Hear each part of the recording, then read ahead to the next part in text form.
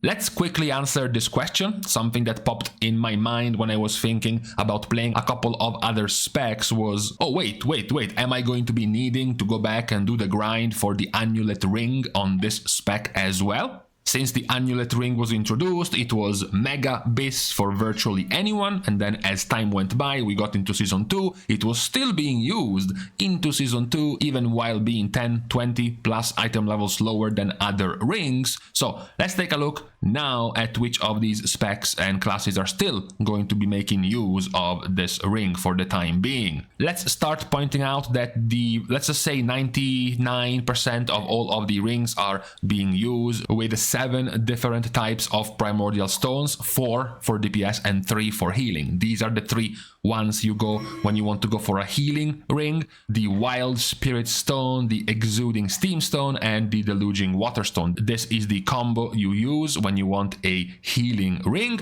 And then for the DPS, 2 of them make a combo which is always the same: the Desirous Blood Stone and the Prophetic Twilight Stone, which work off of each other, so they are used as a combo. And then you have the AoE DPS stone, which is the Storm Infused Stone, or the single target one, the Freezing Ice Stone. So these are basically the only 7 stones you have to think about if you are going to pick up this ring. Talking about this ring, tanks and healers are a little bit more nuanced, because while the DPS players just want damage, tanks might want to have more defensiveness by using a normal ring and then more damage by using the Annulet ring, while healers might want to have more healing by using certain stones on the ring, or more damage by using DPS stones on the ring. These are the healer specs in the raid using the Annulet. So the average still over a month into Season 2 is that roughly 60+% of all healers are still using the Annulet ring, with Restoration Shaman being the highest of the healer specs still using the Annulet, and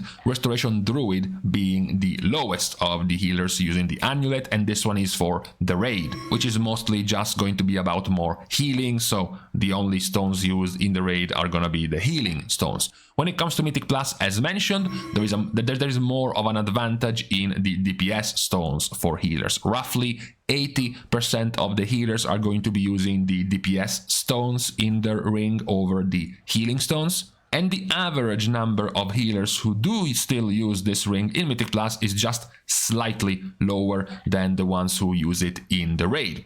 No big numbers like the 90% of Shaman in the raid, and no low numbers like the 20% of Restoration Druid in the raid. In here, it's mostly just around the 60 to 70% mark for most of the healers, and most of them, because they want more damage in Mythic Plus, they are going for the damage stones in their ring.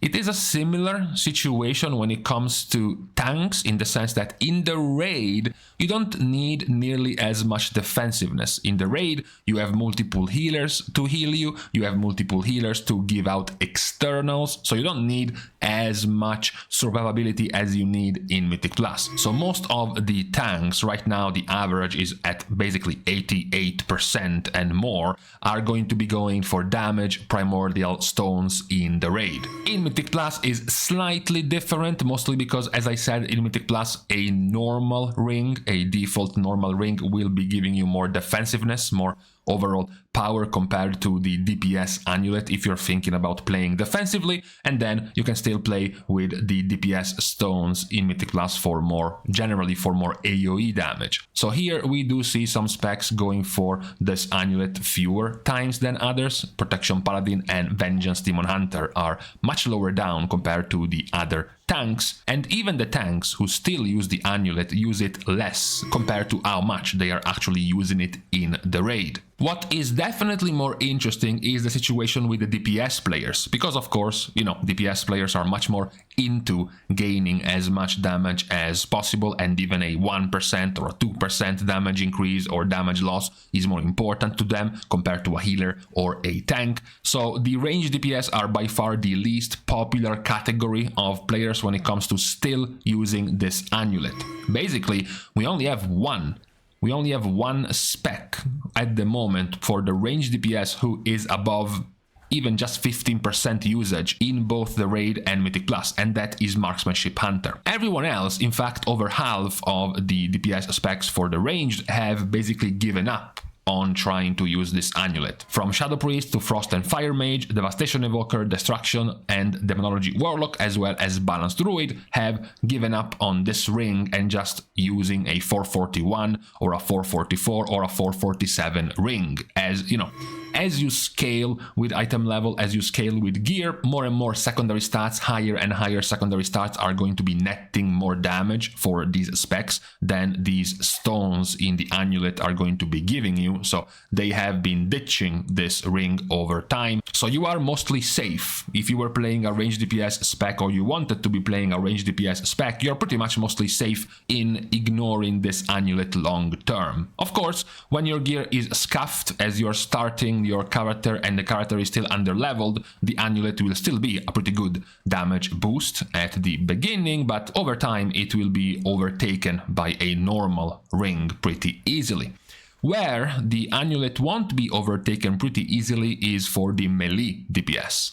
Because even though we do have a handful of specs which did abandon the amulet, Frost Death Knight, Enhancement Shaman and Fury Warrior, the other melee DPS are still going around using this ring. Now, the average of the usage of this ring is still lower than healers, it's still lower than tanks, but it's definitely still noticeable. You have a noticeable clump of melee specs going between 40 to 60%. You have Feral, Survival, Unholy Death Knight, Subtlety, Havoc, and Red Paladin, and then you have the three highest specs in terms of using this ring, which are Assassination, Outlaw, and Windwalker Monk.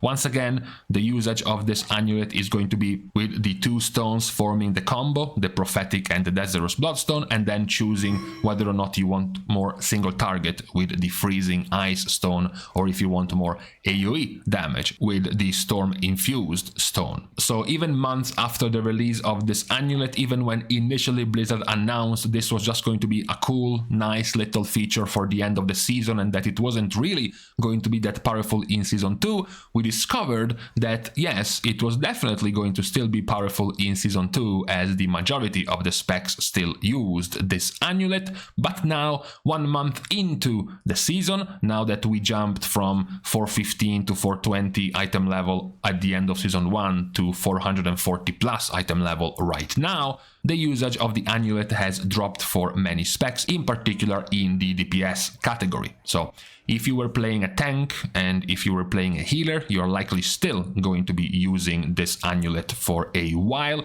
If you were playing a DPS, you are likely still going to be using it as a melee DPS for most specs and unlikely to still use this as a ranged DPS so far in this season. So this has been the update on just how many specs are still using and just how useful this amulet still is for the specs 4 to 5 weeks, 4 or so resets into Season 2. Not a fan of the amulet, of course. I would have much rather wanted my gear slots to be much more free in this season rather than having to still use an item that I got 2+ months ago. But hey, maybe some of you like the proc effects of this ring. Now, with this being said and out of the way, I'm going to leave you to your weekend, to your Saturday.